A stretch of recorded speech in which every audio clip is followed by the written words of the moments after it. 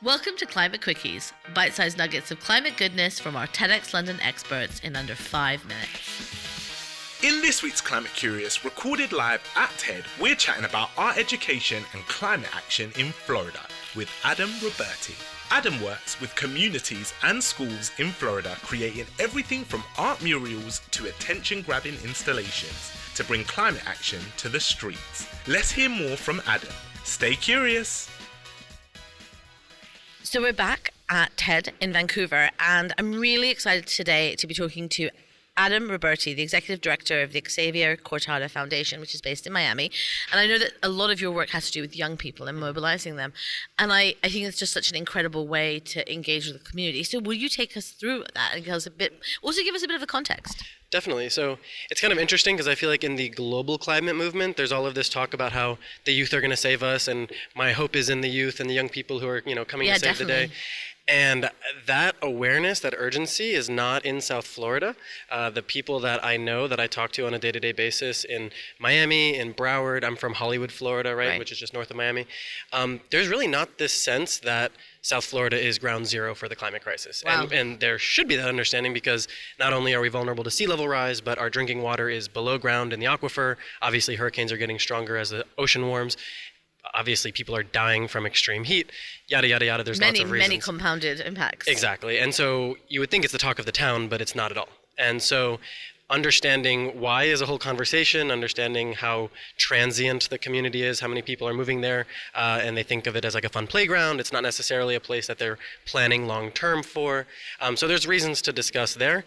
But with regard to like how we're actually trying to raise that awareness, but then move that into action, and how we're trying to mobilize communities, really starts at the young people, at the educational systems, because Xavier and I both went to public school down in South Florida, and we understand that, these families, they care so much about their community, and if only they knew what there was to lose and how much we really do need to be fighting to protect our communities, would they do something? And so what we do is, through art, we're able to go in almost, I don't want to say incognito, but we're almost able to kind of infiltrate and sneak into spaces that wouldn't necessarily want to be having climate conversations, especially in a place where DeSantis is governor, in a place where climate isn't the most exciting thing to talk about in public spaces.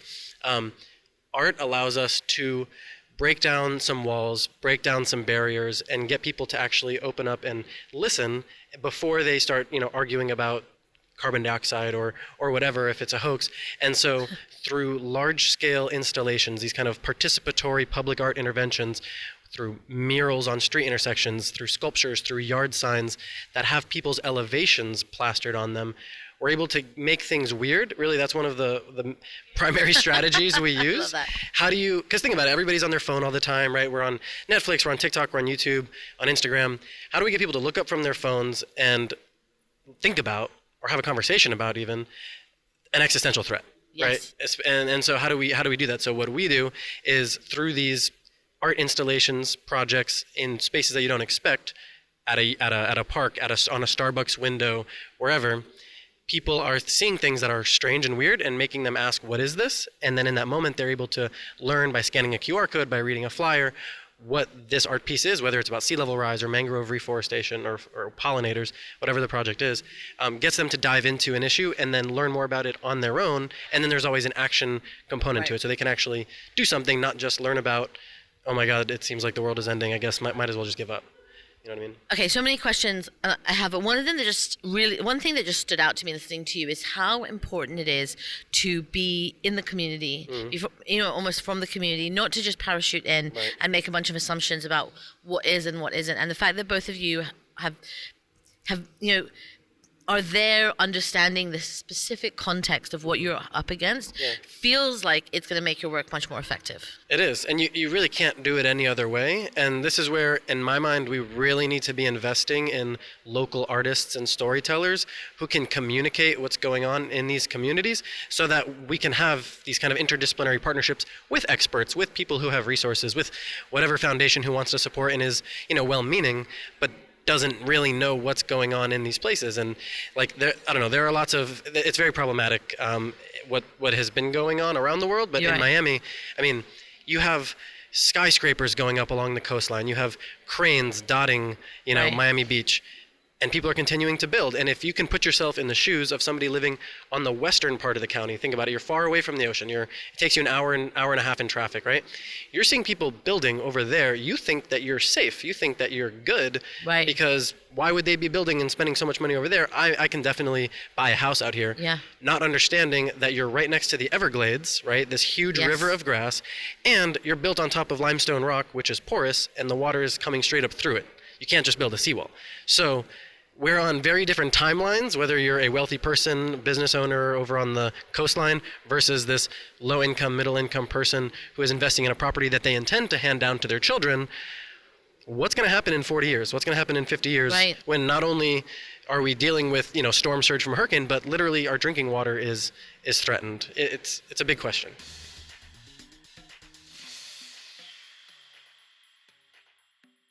The art space has captivated me because it's not the art world that you see at Art Basel. It's not going into the shows and spending $100,000. It's art in and with community and really making change, and that's really exciting to me. One of the things that really stands out for me about your work is the use of curiosity. Obviously, that's part of how you draw people in. How effective is that? And also, what are the reactions that you get from the communities you go into? That's a great question. Thank you for asking, because it's so central to what we do. With the mangrove work, for example, one of the things that I did as my first project with Xavier was creating these huge installations of mangrove seedlings or mangrove propagules in these water-filled cups that are in these vertical grids. They look like vertical nurseries, but they would be on a Starbucks window in a popular shopping area. It's weird. You don't expect this, right? So you're walking by, if you're on Miami Beach, for example, and you see this installation, you're like, what the heck is this? But there's a little flyer sitting there, and so on the window, and you read it, and you find out that where you're standing used to be a mangrove forest. Oh, I see. And you're like, oh, snap. You know what I mean? So you have that kind of, oh, whoa moment, like this is cool.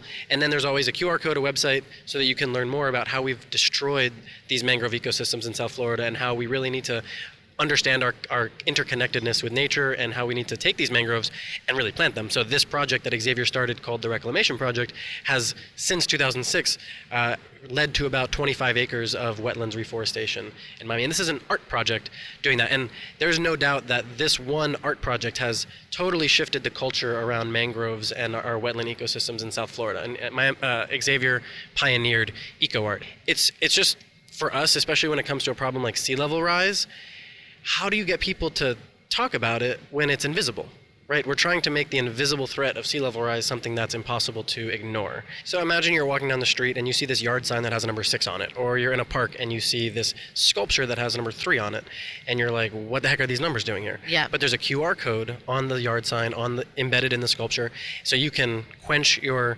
curiosity and you can scan the QR code, and what you see immediately is what 6 feet of sea level rise does to South Florida. You find out that number is actually the elevation above sea level of that place that you're standing. And you can click a button where you type your address and it tells you your home's elevation above sea level. So we go from some random person who has never talked about climate change ever to having them not only learn that sea level rise is a real threat, but to having them connect with it personally, because now they know their home's elevation, and they're immediately given actionable steps, actionable things that they can do, like how they can get in touch with their local elected officials, how they can join and get involved with local organizations who are doing great climate justice work and who could use the capacity, but who XYZ person didn't know about prior to that moment, right? So it's just using the art to kind of be like the glue to kind of bring people together and bring people into these organizations and the movement. It's so awesome, and I really hope that people, one of the things I take away from this is thinking about how sometimes when we think about doing doing climate work, because the threat feels so big and existential, we assume that the work we have to do has to be on a global level to have any impact. But actually, when you know your community, you can actually be really creative and design things that engage people right there, and that can have a real tangible impact. So thank you so much for sharing that with us. Of course. I mean, if there's anything that people take away from this, I hope that they understand that this type of art, this socially engaged art, is incredibly underutilized in the climate movement, and the leaders in this field really need to see it as an untapped resource in whatever campaign that they're running. I hope you're listening to leaders, because I endorse that message. Thank you so much for spending time with us. Thank you. I appreciate it. Thanks for listening to this quickie. This episode was created by our superstar podcast team at TEDxLondon. Until next time, Stay curious.